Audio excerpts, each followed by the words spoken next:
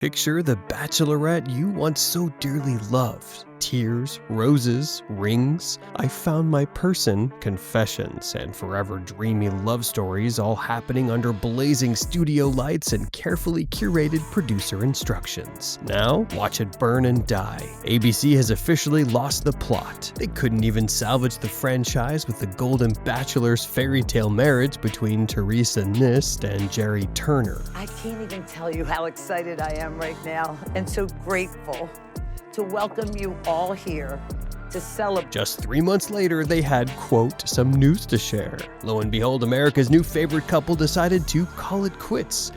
And we've kind of come to the conclusion mutually that it's probably time for us to dissolve our marriage. With ratings hitting record lows the very next season and viewership dropping by over 50% compared to Jerry Turner's inaugural 2024 season. The romance era, long buried last year. What crawls out of the ABC HQ now is a zombie franchise, starving for clicks and a TRP, ratings, blood rush. To feed a zombie, you don't serve love stories, you serve flesh. Enter Taylor Frankie Paul. Welcome to BachelorNationExposed, where we go beyond the edit and into the nitty-gritty business decisions, producer politics, and desperation ploys that never make it to air. Today we're breaking down how the Bachelorette's evolution slowly turned into a raging dumpster fire, and how Taylor Frankie Paul became the clearest proof yet that the franchise has officially abandoned romance for rage bait. Here's what happened. In short, ABC failed to adapt. Executives and producers overused the old linear cherry-picked clean contestant happily ever after formula to the point of not just burning out, but to rot. Their entire model was based on non-celebs or minor professionals being used as aspirational prop pieces to further their agenda of structured drama and curated love for virality. Examples include Bachelor Nation veteran Nick Viall,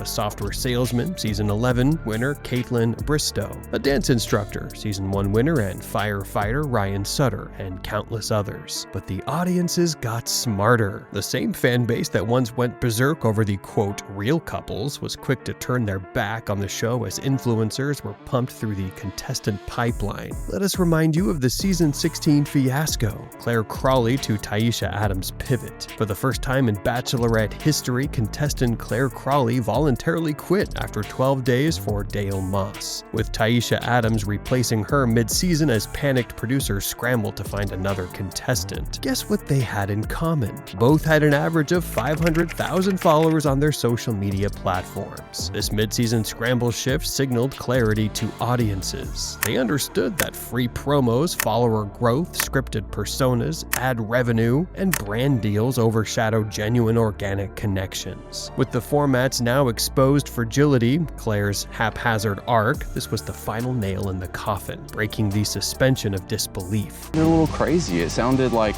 why? What sounded crazy?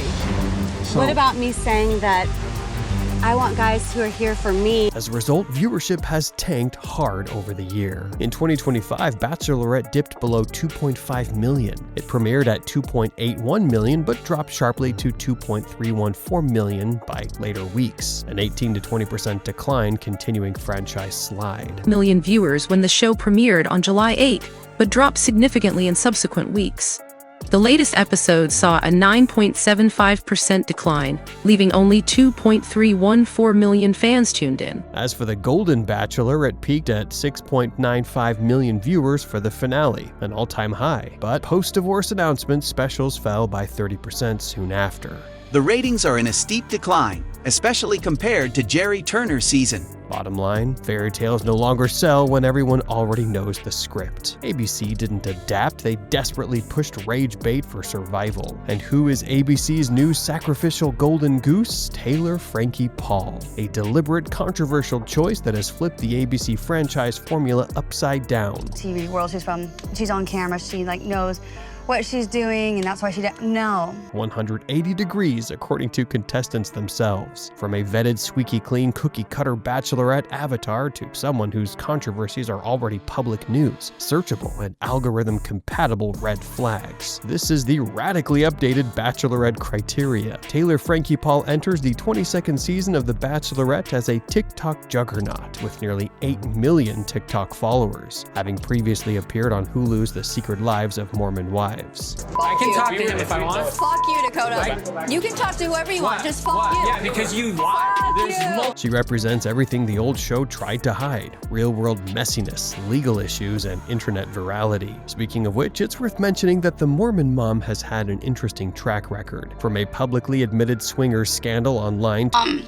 soft swinging, again, is when you like just hook up, but to a domestic battery arrest in 2022, child custody wars that have had her break down publicly. Oh my God, I'm like hurt. He's like, what's wrong? What's wrong? I'm like, there's so much pain. There's so much pain. I can't. And viral implosions with her mom talk life. The pivot seems more likely to keep audiences glued to their screens than to provide any dramatic rush or value. In the teaser reveal, she openly admits on camera to her not so pretty past. And a lot of them didn't know necessarily my exact story coming into this, but I think me kind of opening up the books of like, I'll be honest with you, and I don't have a pretty past, and I think it makes them feel like, okay.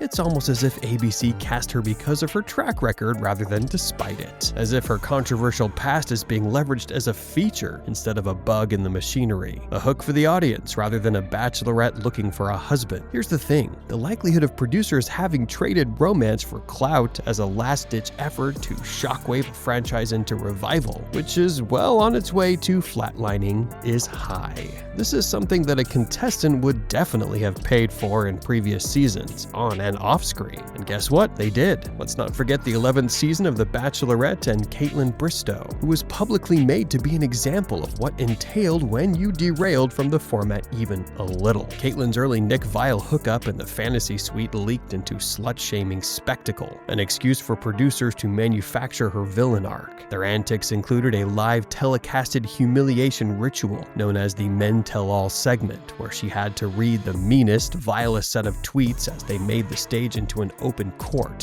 where she would make her case. Old leads, clinically sterile and safe. Taylor casted because they know you can't look away, not because they trust her with the standards of show sanitation. You know what we mean? We at Bachelor Nation Exposed like to look at the larger picture. Here's our hypothesis. This is a desperate marketing ploy to save what remains of an extremely lucrative franchise. After all, this is ABC's primary cash cow. The entire Bachelor franchise alone has generated close to over $2 billion in lifetime revenue across 300+ episodes since 2003. But the Golden Bachelor post-divorce announcement has current Nielsen ratings showing a sharp decline. So, Taylor Frankie Paul's chaotic, wildly different persona acts as a lifeboat and an algorithm reset for both the franchise and the viewers, and it's working. Season 22 teaser clips exploded online with pre-premiere buzz developing overnight, proving that red flags do indeed equal click magnets when romance tropes fail. But this is a short-term solution. Long-term, unless they decide to completely blow it out of the park with their pre-production, the sole death of the franchise seems locked in. This narrative maneuver has cost The Bachelorette its viewership confidence. It's devolving into just another trashy reality TV show.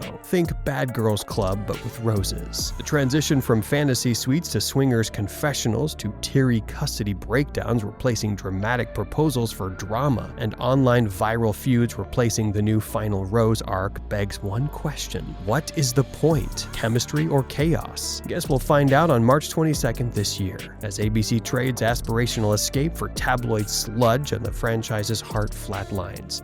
Audiences smell desperation and engineered tactics for TRPs. So, the curious case of Taylor Frankie Paul. Is this the save the franchise needed, or the final nail in the coffin? Let us know what you think in the comments below.